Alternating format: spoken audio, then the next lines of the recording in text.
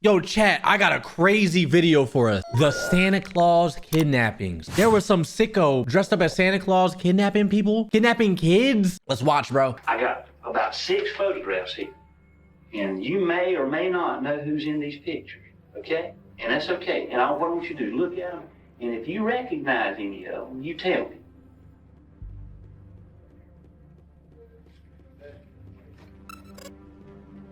This guy here is the guy that you were with last night. Yikes. He's the one that you were underneath the bridge with.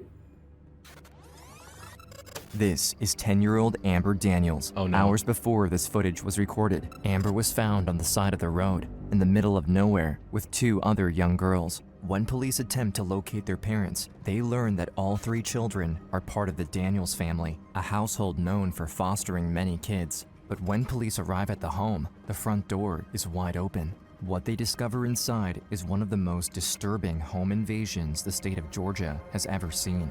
It will launch a statewide manhunt for the mass murderer known as the Santa Claus Killer. Must have had 100 law enforcement officers and agencies coming in helping us search. This is the most agents I've seen.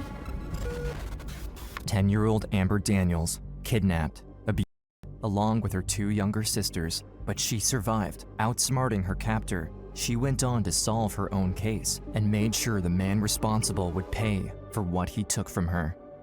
It's 5 a.m. on December 4th, 1997. A farmer in Bacon County, Georgia, is working on his property when he spots 3 young girls walking along the side of the road. He goes over to them, asking if they are okay, when he notices they're barefoot with only pajamas on. One of the kids say they are from Santa Claus, Georgia, a small town 50 miles north. Wait, it's not Santa Claus kidnapping them? What the f? I'm lost now. What's happening? Realizing the children are far from home, quickly calls 911 and alerts them of the kids found alone near his property. The Bacon County police arrive at the scene and take them back to the station, asking where they live and what happened. The 10-year-old, Amber, says they're sisters and part of the Daniels family and gives them her home address.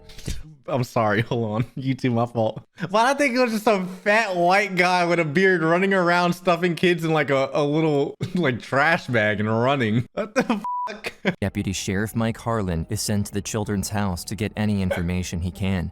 I expected anxious parents, or at least a mother, or somebody meeting me at the door. But when he arrives, everything is hauntingly quiet.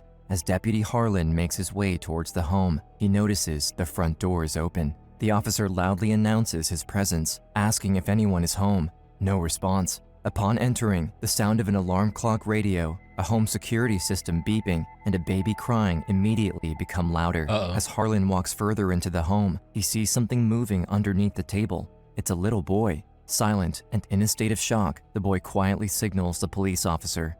He really didn't say much of anything. He kind of pointed toward the bedroom. There appeared to be blood on the frame of the bedroom door. Harlan very gently pushes the door open. When he enters the room, he discovers the body of a young woman, motionless on the floor. The police officer takes another step inside and notices 2 shapes on the bed. It doesn't take long for him to realize that 2 more bodies, an adult man and an adult woman, are lying underneath the sheets, not breathing. Next to them, he sees a baby crying.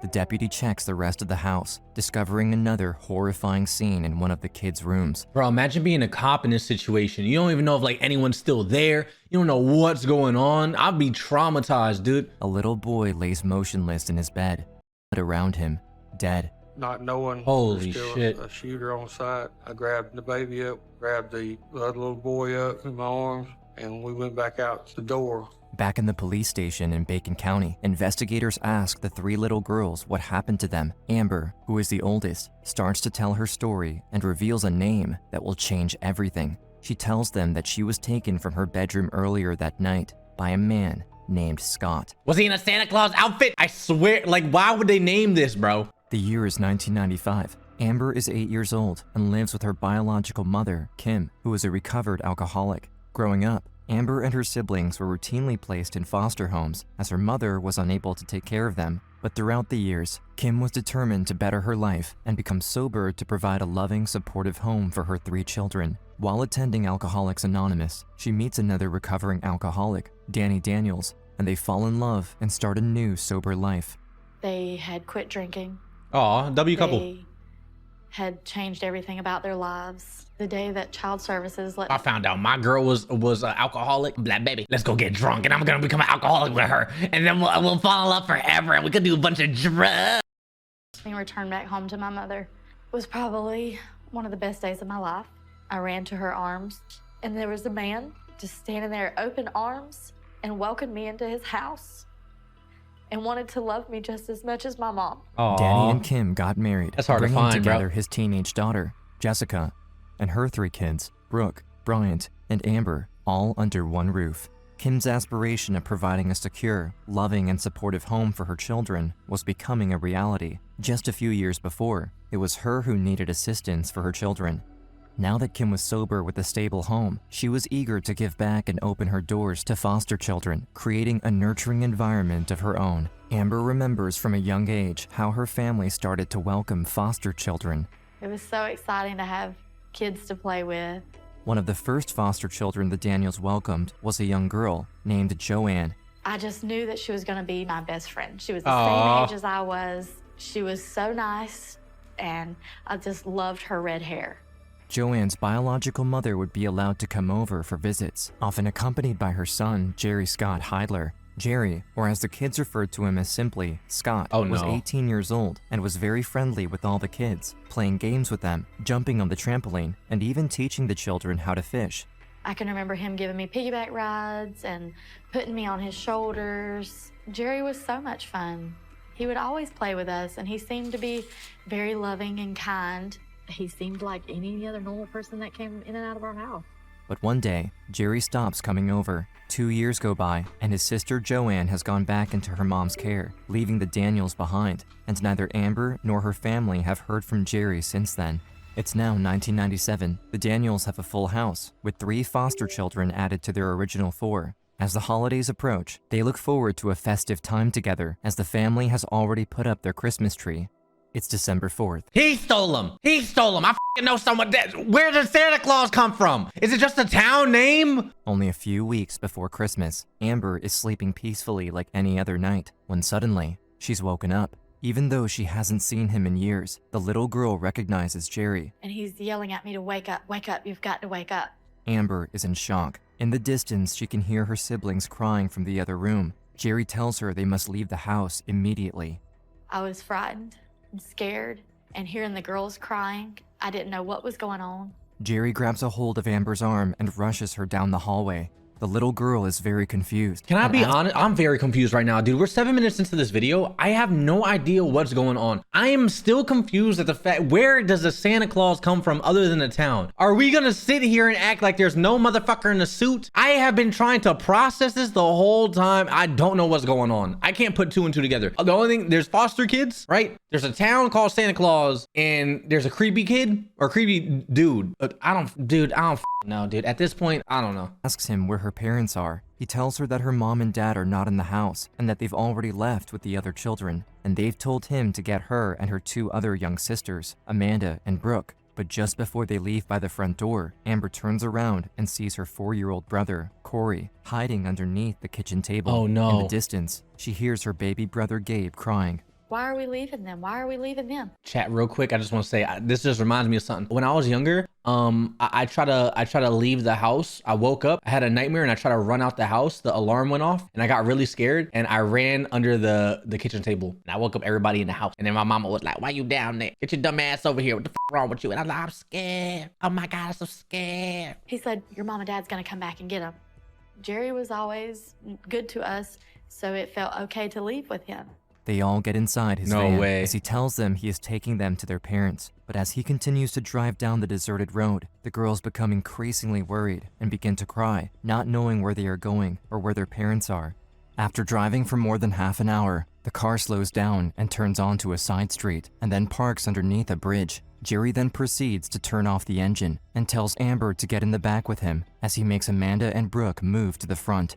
And so now I'm getting a little more scared at this point because now I'm confused. What's going on? The man proceeds to remove his clothing. Amber notices a knife in his boot and a gun on the floor of the vehicle. No way. He then forces himself on 10-year-old Oh Amber. my God. He needs to die. He needs to die now. Kill his bitch ass. Oh my God. People are sick. It's a diddler, bro. When I was crying, and he told me if I didn't stop crying, that he would do it to the other two. Oh my So I God. stopped crying.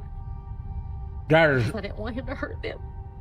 that is When Jerry finally disgusting. stops, he orders Amber to put her clothes back on. The little girl obeys, while her attacker gets out of the car and back behind the wheel. Without any words, Jerry starts to drive again. They need the to three kill him. sisters stay silent as well. Terrified and in a state of shock, Amber wonders where Jerry is leading them.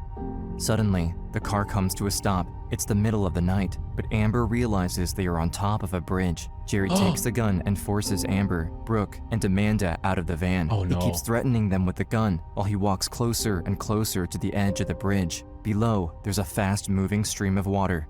The three scared kids stay close together and have no idea what will happen next. No But way. unexpectedly, Jerry throws the gun over the bridge and into the water. Throw yourself mind over the just bridge, said- bitch. Die. This is your opportunity. You're out of that van.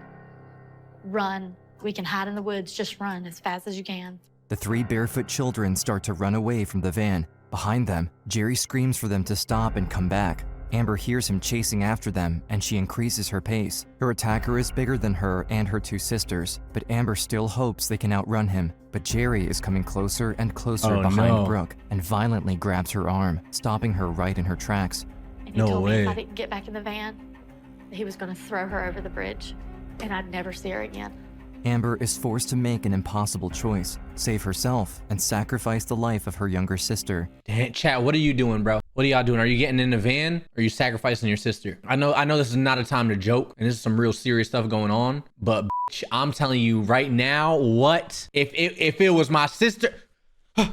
Bro, I'm gone. Bitch, I don't care. Cancel me if you want, motherfucker. I'm out this bitch in the van. Yo, I'm out. Saving your sister. I'm gonna be honest. My sister kind of pissed me off regardless. To be honest, Kenji, please. Nah, that, dude. She be giving me mad attitude. The other day, I was over here. She's like, oh, I need money, whatever. The other day, I try to give her some work. I didn't even have work to give her, dude. Okay, I try to give her some work so I could give her some free money just so I could be a good brother and help her out. And she gave me attitude and shit. Fuck that. I'm running. Fuck that. My fault. I'm sorry. Or risk what will happen to her if she goes back in the van. Amber knows the only way to protect her younger sister and ensure she's safe is to follow Jerry's demands. Her and her sister, Amanda, begin to slowly walk back to Jerry and Brooke.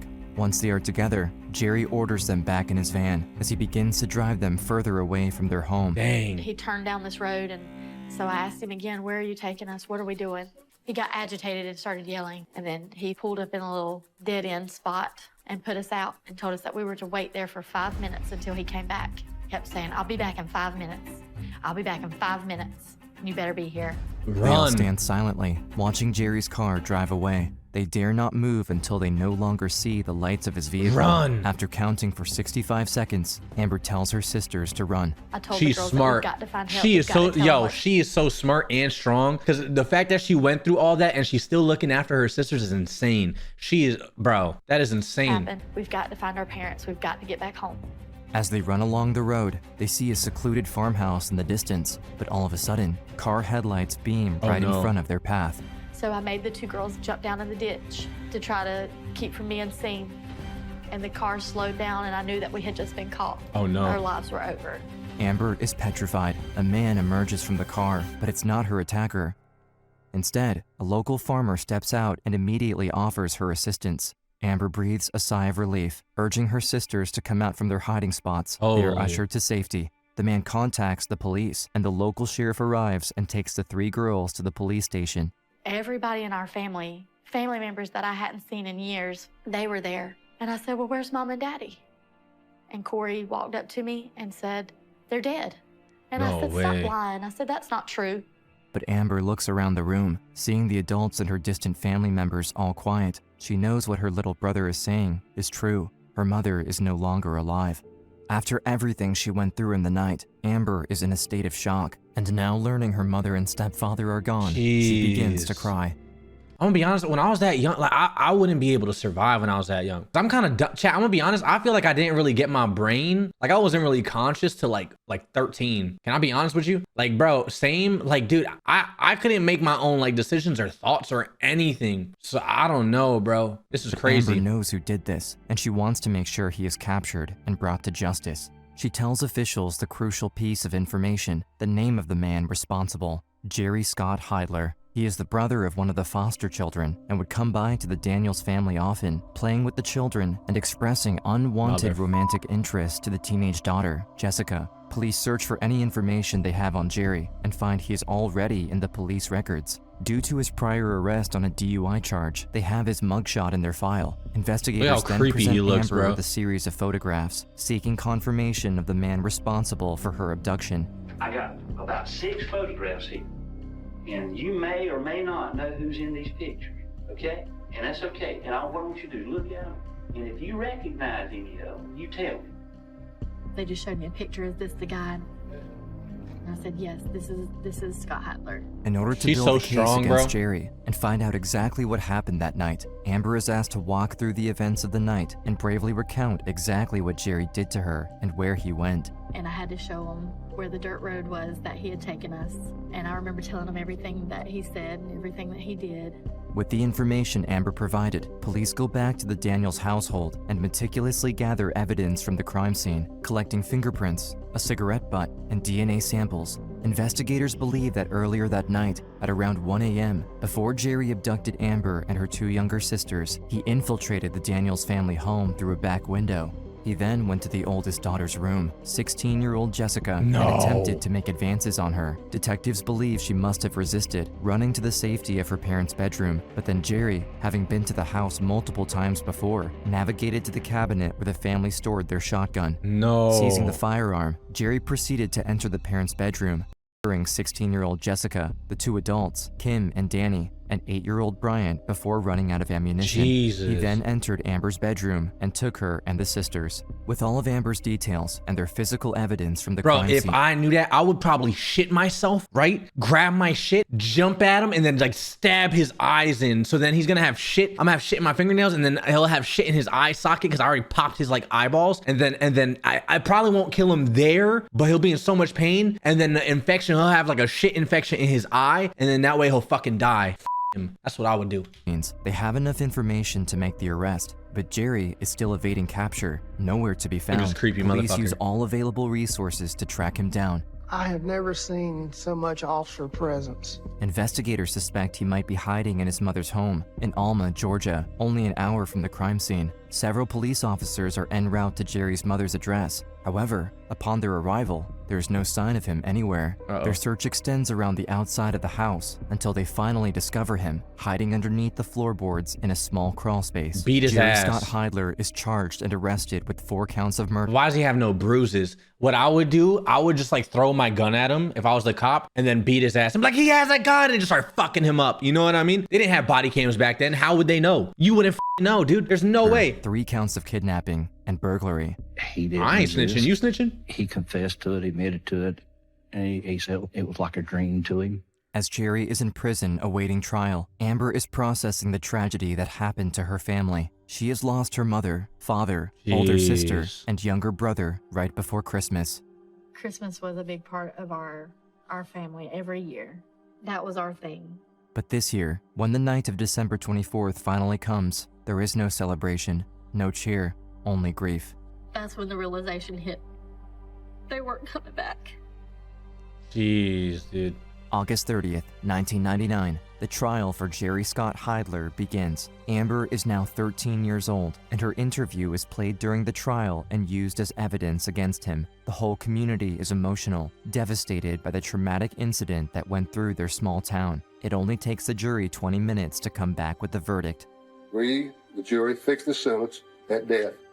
On December 2nd, 1999, Jerry Scott Heidler is convicted of 4 counts of malice murder, kidnapping, aggravated child molestation, and burglary. Kenji, where is the killer Santa? I don't think, yeah, we're almost done with this video, bro. I don't think there is a killer Santa. I think we had the wrong impression when we got in here. I'm not gonna lie to you. This is a way darker turn. I just thought it was like a fat guy just, oh, ho, ho, ho, ho, ho, oh, ho, ho, ho, come here, little kid. Oh, I stuffed you in my bag. Oh, ho. You know, I thought it was like something like that, bro. I was not expecting all this, to be honest with you. He is sentenced to death and currently remains on death row.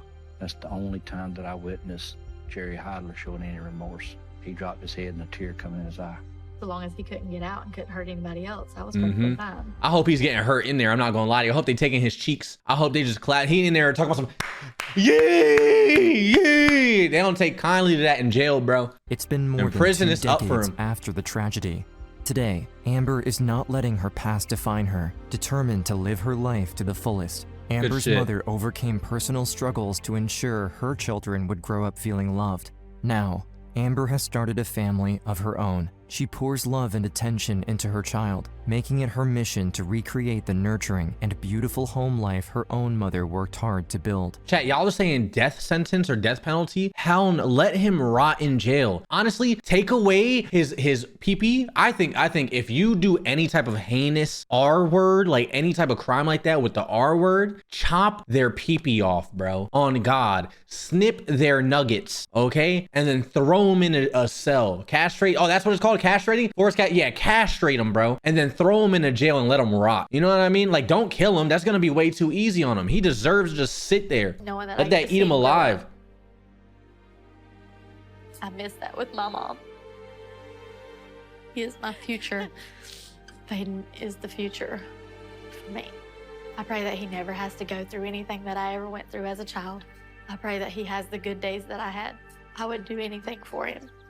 Amber Jeez. realized that what happened to her as a child was not her fault, letting go of the anger from her past, knowing it doesn't create love for her family in the present. Wow. I'm at a point in my life that if I could go tell him that I forgive him for what he did, I would. Hell no. I can't change the past. We don't But I that. can make my future better. I never forgive that motherfucker. Myself, for my family. If I'm gonna hate him for the rest of my life, what's the point? True. I will always be the better person. I like that. True.